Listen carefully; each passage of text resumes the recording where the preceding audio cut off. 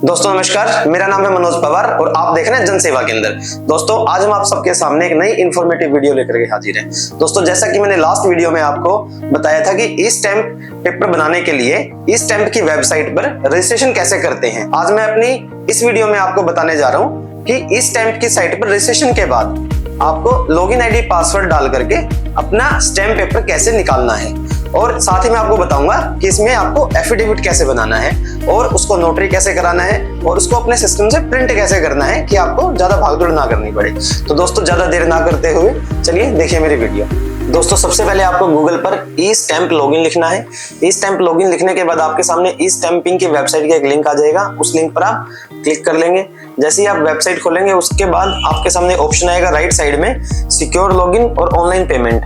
तो आपको secure login नहीं करना, आपको ऑनलाइन पेमेंट करना है। जैसे आप ऑनलाइन पेमेंट पर क्लिक करेंगे उसके बाद आपके सामने आ जाएगा कि कौन कौन सी सिटी या कौन कौन से स्टेट के लिए आप स्टैंप पेपर घर बैठे बना सकते हैं। तो यदि आप इस स्टेट से बिलोंग करते हैं या स्टेट के लिए एफिडेविट स्टैंप पेपर बनाना चाहते हैं तो ये आप इसको ओके करके आगे बढ़ सकते हैं। तो हमने इसको ओके किया।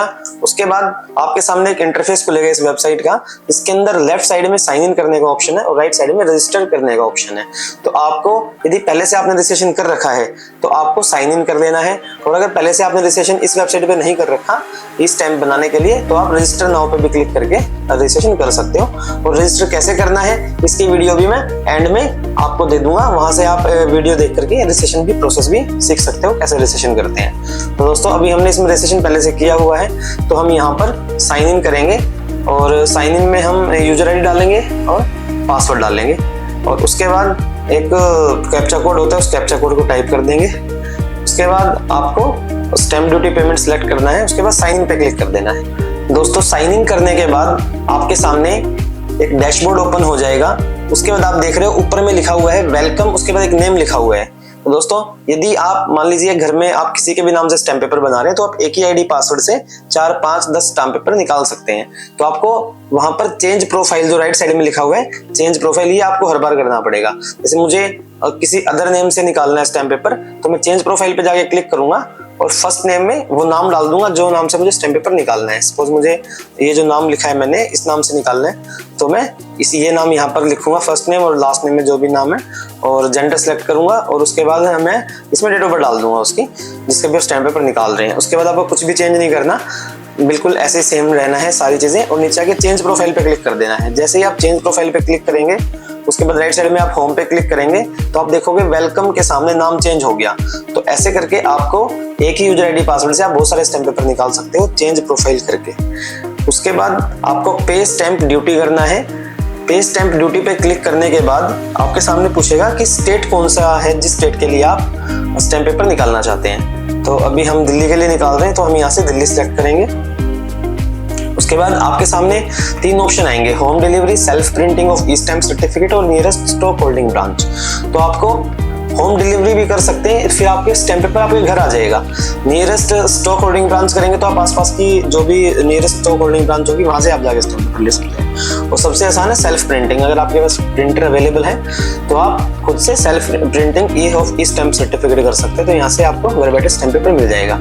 इसके बाद दोस्तों आपको एक चीज और भी देखनी है कि सिलेक्ट स्टैम्प ड्यूटी टाइप जो इसमें लिखा हुआ है वो किस टाइप का आपको स्टैम्प ड्यूटी चाहिए। मींस जैसे कि सबसे पहले ऑप्शन है जनरल एग्रीमेंट। जनरल एग्रीमेंट का मतलब होता है कि यदि आप आपस में किसी से कोई लेन देन कर रहे हैं, जैसे किसी को आपने पैसे दे दिए और अब 10,000 रुपए 20,000 रुपए उधार दे दिया, अब आप एक एग्रीमेंट बनाना चाहते हैं उससे तो उसको जनरल एग्रीमेंट बोलते हैं। यदि आप एफिडेविट बना रहे हैं तो एफिडेविट होता है शपथ पत्र, जैसे कि मैरिज सर्टिफिकेट के लिए एफिडेविट बनता है या बर्थ सर्टिफिकेट के लिए एफिडेविट बनता है या किसी भी चीज के लिए आपको एफिडेविट चाहिए जिसको हम शपथ पत्र बोलते हैं। तो आप यहाँ से एफिडेविट पे क्लिक कर सकते हैं। और एफिडेविट के बाद ऑप्शन है इंडिमिनिटी बॉन्ड का।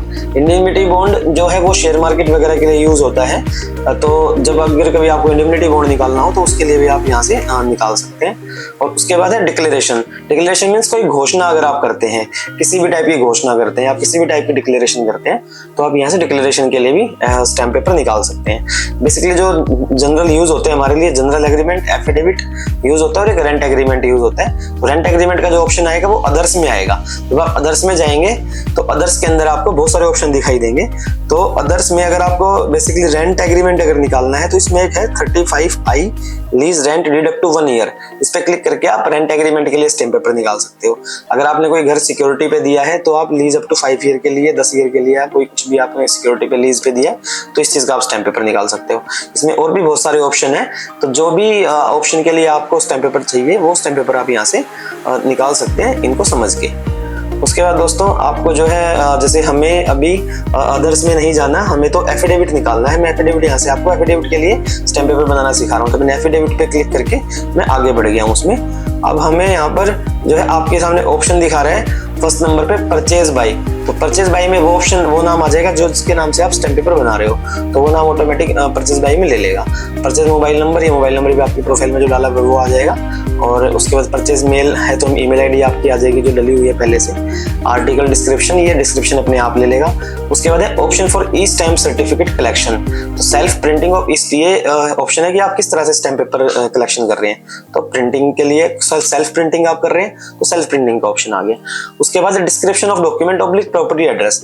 तो हमेशा आपको डिस्क्रिप्शन ऑफ डॉक्यूमेंट में आपको अपना एड्रेस डालना है, इसके अलावा कुछ नहीं डालना। यहाँ पर आप अपना एड्रेस डाल देंगे। कंसिडरेशन प्राइस हमेशा 0 रहेगा, इसको कभी बढ़ाना घटाना नहीं है आपको ना स्टैम्प पेपर निकालते हुए, तो इसको आपको 0 रखना है। उसके बाद फर्स्ट पार्टी नेम, तो फर्स्ट पार्टी नेम में आपको फर्स्ट पार्टी नेम डालना है और सेकंड पार्टी नेम में सेकंड पार्टी नेम डालना है। अब आपको दोस्तों ये भी देखना है कि यदि आप रेंट एग्रीमेंट बनाते हैं तो 2 पार्टी होती है वहाँ, फर्स्ट पार्टी और सेकंड पार्टी, एक ओनर और एक जो किराएदार है वो। तो आपको वहाँ पे फर्स्ट पार्टी में ओनर का नाम डाल देना है, किराएदार के लिए आप सेकंड पार्टी में नाम डाल देंगे किराएदार का। तो इसके बाद अगर आप कोई एफिडेविट बना रहे हैं यानी कोई शपथ पत्र बना रहे हैं तो उसमें 2 पार्टी नहीं होती, उसमें एक ही पार्टी होती है। तो आपको फर्स्ट पार्टी में नाम डाल देना है जो एफिडेविट इसके लिए बना रहे हैं, और सेकंड पार्टी में नॉट एप्लीकेबल कर देना है। तो दोस्तों इस चीज का आपको ध्यान रखना है। उसके बाद ऑप्शन जो है आपके सामने, उनको address, pin code, PAN number, ये सब आप खाली छोड़ देना, सिर्फ फर्स्ट पार्टी सेकंड पार्टी में आपको डालना है ऑप्शन। उसके बाद आपके सामने आ रहा है स्टैम्प ड्यूटी पेड बाई। तो स्टैम्प ड्यूटी पेड बाई में आप जो है फर्स्ट पार्टी में जिसका नाम था वही नाम आप यहाँ डाल देंगे। उसके बाद जेंडर में जेंडर सेलेक्ट कर लेंगे। उसके बाद स्टैम्प ड्यूटी अमाउंट। तो स्टैम्प ड्यूटी अमाउंट में आपको कितने रुपए का आपको स्टैम्प पेपर निकालना है, 10 रुपए का निकालना है, 100 रुपए का निकालना है, 50 रुपए का निकालना है, वो अमाउंट आप यहाँ पर डाल देंगे। तो अभी हमें 10 रुपए का स्टैम्प पेपर निकालना है तो हमने 10 रुपए यहाँ डालना है। उसके बाद आपके सामने आ रहा है पेमेंट डिटेल और payment mode of stamp duty. तो यहाँ एक ऑप्शन है कि आपको किस तरह से पेमेंट करनी है स्टैम्प पेपर के लिए। तो आप कोई भी पेमेंट गेटवे सेलेक्ट करके और इसको आप सेव कर लेंगे और सेव करके ओके कर देंगे। इसके बाद ये accept all term and condition करके आप प्रोसीड पेमेंट पे क्लिक करेंगे और उसके बाद आप अपने स्कैनर से या बारकोड से या यूपीआई आईडी से ये 10 रुपए की जो पेमेंट है या 100 रुपए की जो भी आपकी पेमेंट है वो पेमेंट आप सक्सेसफुली कर पाएंगे। इसके बाद दोस्तों आपके सामने ऑप्शन आ जाएगा प्रिंट ई स्टैम्प सर्टिफिकेट का। तो आप प्रिंट ई स्टैम्प सर्टिफिकेट पे क्लिक करके अपने प्रिंटर से सर्टिफिकेट निकाल सकते हो, लेकिन एक बार आपको उसके नीचे जो रेड कलर में दिया हुआ है इन्फॉर्मेशन ये आपको जरूर पढ़ लेना है, क्योंकि यदि ये सेटिंग आपने अपने सिस्टम में नहीं की तो आप प्रिंट नहीं निकाल पाएंगे। तो इसमें लिखा हुआ है for self printing you are required to download and install print control program in your PC, please click here to install. तो आपको क्लिक हियर पर क्लिक करके आपको ये जो प्रोग्राम है पीसीपी बोलते हैं इसको, ये प्रोग्राम ये सॉफ्टवेयर अपने सिस्टम में इंस्टॉल कर लेना है। ये इंस्टॉल जब आप कर लोगे तभी आप जो है इसको प्रिंट आउट कर सकते हो। जैसे मैंने अभी प्रिंट पे क्लिक किया, उसके बाद मैंने नीचे कैप्चा कोड डाल के क्लिक हियर पे क्लिक किया है, तो आप देखो सामने एक सॉफ्टवेयर आपके सामने डाउनलोड हो रहा है। इस सॉफ्टवेयर में आपको सिखाऊंगा कैसे इंस्टॉल करना है। जब तक ये सॉफ्टवेयर नहीं होगा आप स्टैम्प पेपर का प्रिंट नहीं निकाल सकते। तो इसमें हमने राइट क्लिक किया फोल्डर पे, इसको पहले एक्सट्रैक्ट कर लिया। एक्सट्रैक्ट करने के बाद इसमें हमने सॉफ्टवेयर को रन कर लेंगे डबल क्लिक करके, और सॉफ्टवेयर को हम जैसे ही रन करेंगे उसमें नेक्स्ट का ऑप्शन आ जाएगा, हम नेक्स्ट कर लेंगे। इसकी टर्म एंड कंडीशन को एक्सेप्ट करके फिर नेक्स्ट कर लेंगे, फिर इसको नेक्स्ट कर लेंगे, फिर इंस्टॉल कर लेंगे और इसको जो है आप पूरी तरह से इंस्टॉल कर पाएंगे। उसके बाद आप इसको ओके पर क्लिक कर देंगे और फिनिश पे क्लिक कर देंगे। उसके बाद आप देखो राइट साइड में नीचे पीसीपी एक प्रोग्राम है वो रन हो गया है इसके अंदर। अभी यहाँ पर प्रिंटर का नाम अपने आप ले लेगा ये, और यहाँ से हम प्रिंटर को सिलेक्ट करके जिस भी प्रिंटर से आप निकालना चाहते हैं स्टैम्प पेपर, उसको सिलेक्ट करके हम प्रिंट पे क्लिक करेंगे और आपके सामने स्टैम्प पेपर प्रिंट होकर के आ जाएगा। तो दोस्तों ये था फुल प्रोसेस इस स्टैम्प पेपर घर बैठे बनाने का। और दोस्तों यदि आपको इस स्टैम्प पेपर निकालने में, उसको बनाने में या प्रिंट आउट निकालने में कोई भी प्रॉब्लम आती है तो आपको बेहिचक मेरे 8130818091 पर कॉल कर लेना है किसी भी टाइम, या फिर आप मुझे व्हाट्सएप भी करके मुझसे हेल्प ले सकते हो। मैं और मेरी टीम हमेशा आप लोगों को सपोर्ट करने के लिए रेडी रहते हैं 24 आवर्स। तो थैंक यू दोस्तों, आपका धन्यवाद। यदि मेरी वीडियो आपको अच्छी लगी हो तो ज्यादा से ज्यादा लाइक, शेयर और सब्सक्राइब मेरे चैनल को जरूर करना। Thank you.